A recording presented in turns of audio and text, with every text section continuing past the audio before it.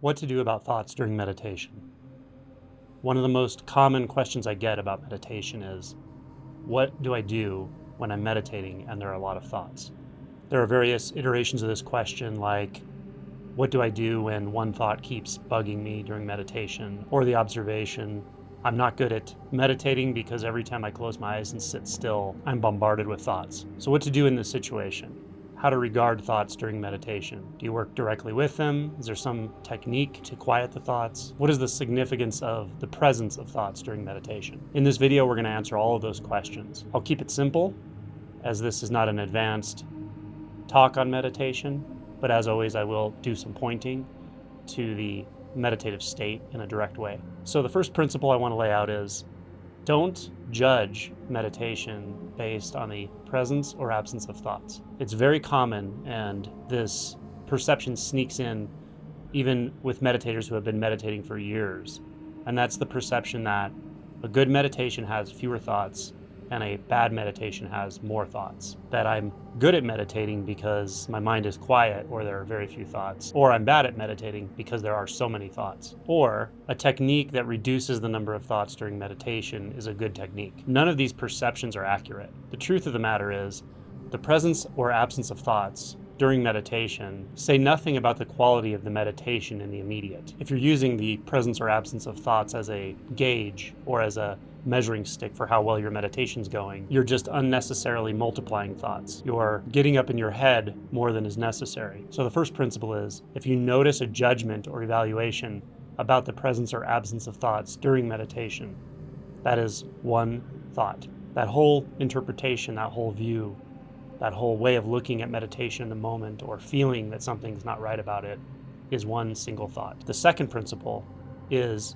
in general, when it comes to thoughts, we are not concerned with the content of a thought, but rather the presence of a thought. So let me break that down a bit. What I mean by that is, a thought is something like a movie projector projecting an image on a screen. If you pick any thought right now or during meditation or whenever you feel like investigating this, and just observe what it is. It's a combination of a visual image and or some sort of narrative. Now, understand that often the narrative is so close that it feels like your own voice.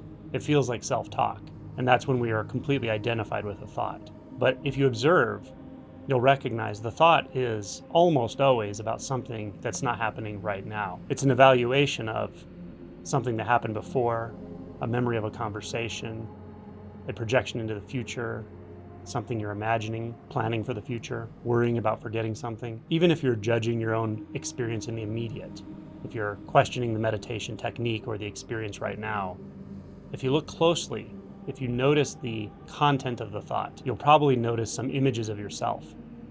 And those are always from the past. Because right now, looking forward, or with your eyes closed, you don't actually see yourself. There's just forms, shapes, colors. And if you listen, there's only sounds. But if you turn your attention to that inner movie screen, then you start to see images that are actually not physically occurring right now. They may be images of you or narrative about you, but these are always referring to something that's not happening right now. So all of that is what I mean by the content of a thought. So the content of a thought during meditation is not of concern to us. What is of concern to us is presence, what's happening in the immediate. So if a thought is reminding you of a conversation you had earlier today or 3 days ago, or wondering about some principle, or wandering into the future, those are the images on the screen. We're not concerned with the images on the screen because they depict something that's not here. We're more interested in the nature of the light itself. What is that light on the screen? What is moving those images and forming them and disforming them? And when there is no image or there is no thought, the light is still there. So what is the nature of that light? This is the form of the thought, or the presence of the thought. This is far more interesting. So a simple way of summarizing principle number 2 is, don't get entangled with thoughts.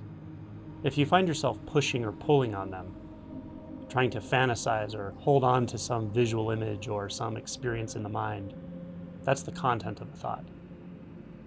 If you find yourself rejecting or resisting the content of a thought, remembering something embarrassing or an uncomfortable thought or an uncomfortable visual image from the past or even the future, that's the content of the thought. We're not so concerned with that. Just back up your gaze a little bit. Step back into the light of the projector. Notice the thinking stuff that's moving, forming those thoughts, reshaping itself, and dissolving again. This is consciousness.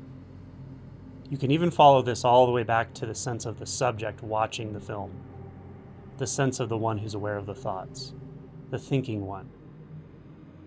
And the way you follow it back is you just notice that that light of knowing, that light of thinking, is made of the same light, whether it's the light coming out of the projector or your subjective view, or the light as it shines on the screen and moves about. It's all the same light. So you are the light, far more than you are any image on the screen, because they change constantly. But the light shining on the screen is always the light. It's there. It's consciousness. So that's what we're interested in. And we don't have to push or pull on that, because we are that. The one doing the pushing and pulling would be the light. So can light push or pull on itself? Does it do anything but illuminate itself? It's just light. When you feel into this, just stop there. Don't do anything. This is just consciousness. Then drop the label consciousness.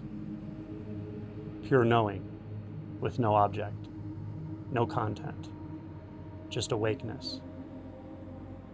It's not even directional.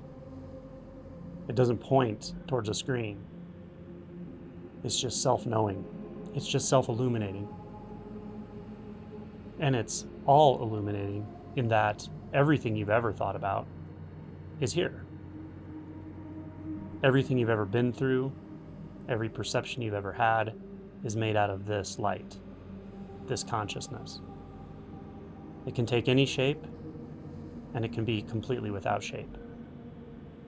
It can be formless, and it can form instantaneously, and then it can disform. So it's fluid, flexible, without boundary. This is consciousness. This is what thoughts are made of. So, again, principle number 2, we're not concerned with the content of the thought or the images on the screen. We're only interested in what is illuminating the screen, which is also illuminating your experience of self right now, which is hearing these words, which is receiving all sensory experience. It's the pure sense of you. The third principle. This is a more subtle principle, and if it doesn't make sense, or you feel like you're struggling with it at all, then just set it aside. Come back later. Don't overthink this one. So the third principle is, in general, when we're aware of thoughts, we want to orient toward as opposed to away from. This means that when we hold thoughts at a distance, we are in an evaluative state. We're thinking. We feel like the thinker. But as we start to experience that pure conscious experience, as I described in the second step, or the second principle, we start to recognize there isn't actually distance in that way.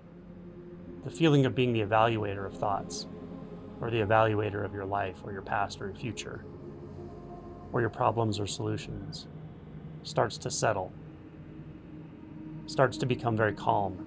As this settling occurs, then we start to notice that we are the thinker and the thought. There is only the thinker and the thought. There is only consciousness, operating, and sometimes not operating, just being.